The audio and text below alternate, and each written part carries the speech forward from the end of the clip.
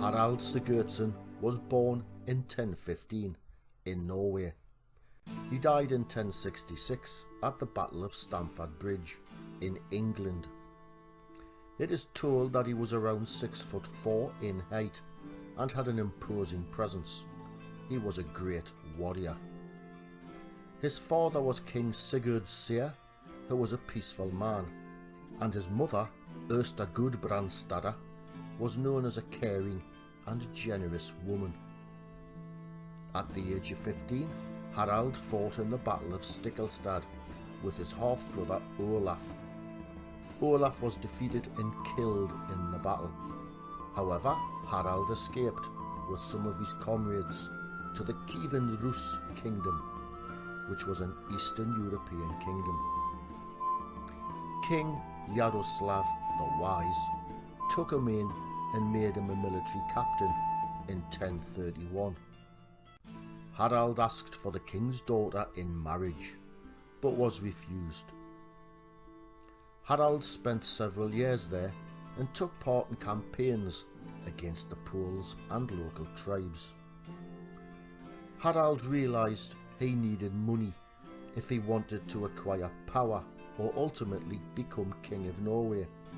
So in 1034, with Yaroslav's blessing, he and several hundred of his retainers travelled to the rich and powerful Byzantine Empire and entered the city of Constantinople. In 1035 he was commissioned by the state as a Varangian god, the personal bodyguard of King Michael. Harald fought in nearly every frontier of the empire. In around 1035, King Michael appointed Harald as the leader of the Varangian god. Michael IV died in 1041 and was replaced by his adopted son, Michael V, who decided to imprison Harald Sigurdsson. The reason for this is debated, but it has been suggested that the new king distrusted Harold. Michael V also banished his stepmother, Zoe, from her position as co-empress in 1042, who he also distrusted. This act proved very unpopular with the people of Constantinople, who rose up, rebelled and overthrew Michael V. Michael was blinded, castrated and sent to live in a monastery. Now this was Byzantine tradition.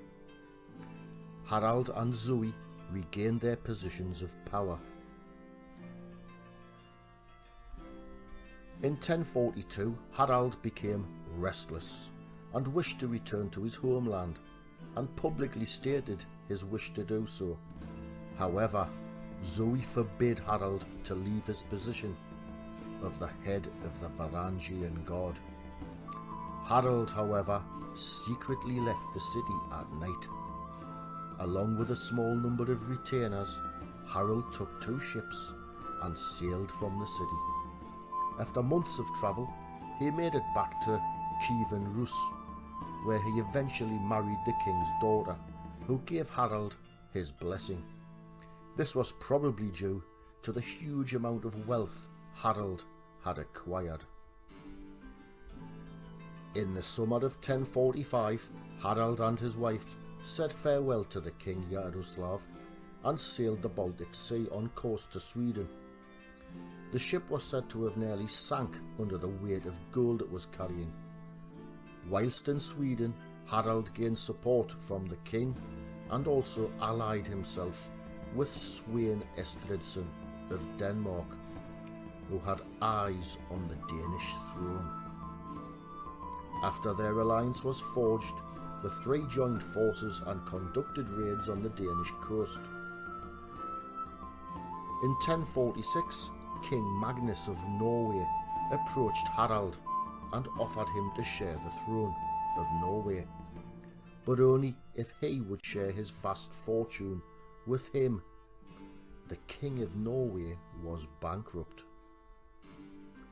Harald left his alliance with Sweyn and the Swedish king and accepted the offer of King Magnus of Norway. King Magnus died in 1047 and Harald became King of Norway. He also declared himself ruler of Denmark. Now this led to a very long and drawn-out war between Norway and Denmark. But a peace treaty was eventually signed between the two enemies in 1064. While Harald was King of Norway, Harald stabilised and enriched the Norwegian economy and expanded its trade. He also encouraged Christianity to flourish. He also founded the city of Oslo, which acted as his base of operations, and remains the capital of Norway to this day. Harald also imposed harsh punishments on his people, giving him the name of Hardrada, meaning harsh or hard ruler. Meanwhile, in England, 1066, King Edward the Confessor died, making one of his sons, Harold of Godwinson, King of England.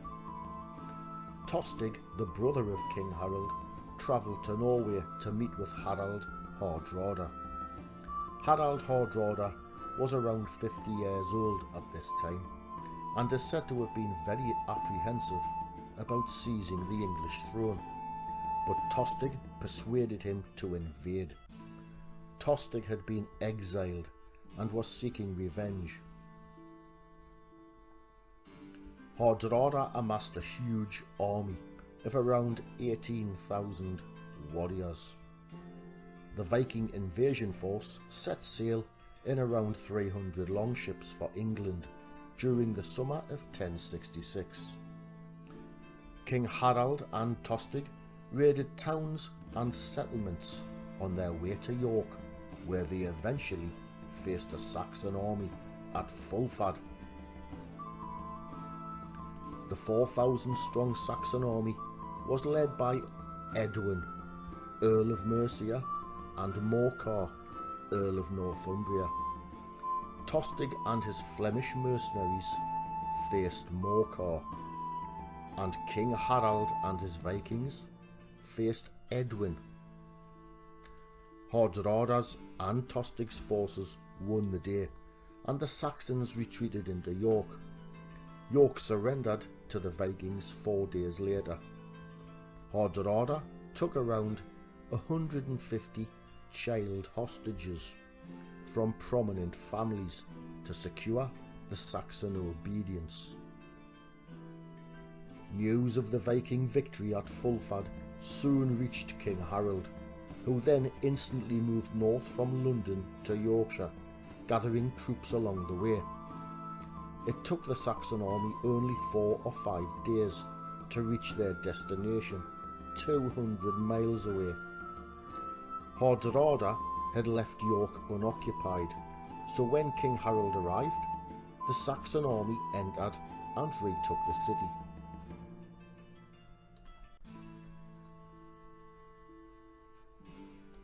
One-third of the Viking force was stationed at Rickel to defend the longships along with the majority of his men's armour.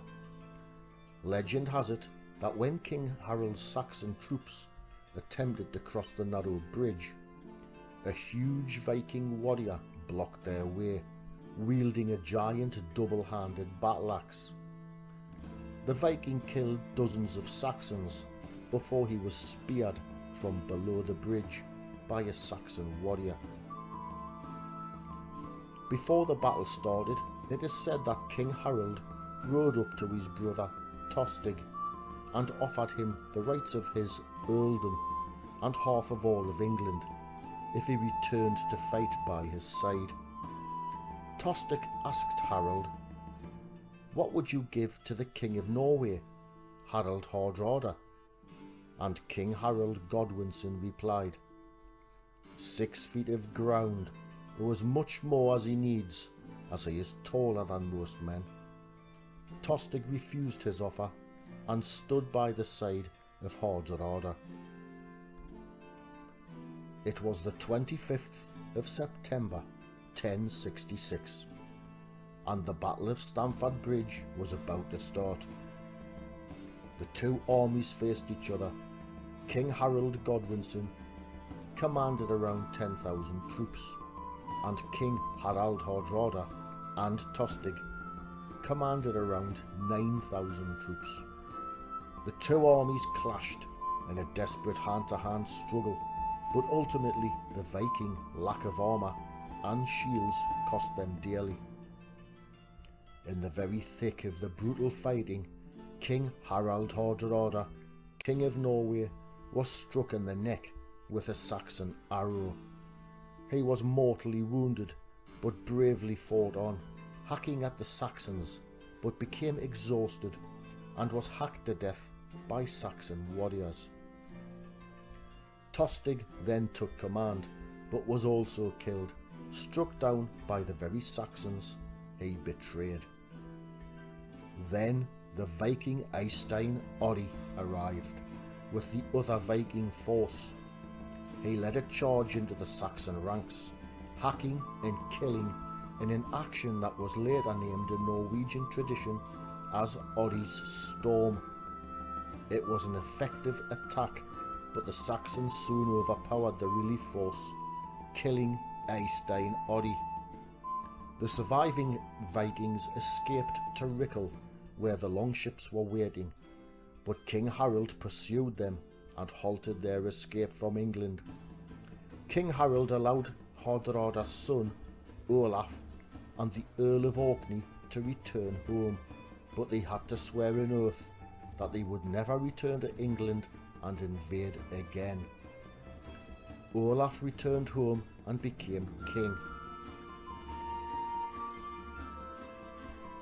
Harald Hardrada led a full Viking life. He was a heroic warrior and the last great Viking king. I think it is safe to say, though, that Harald Sigurdsson most certainly went to Valhalla.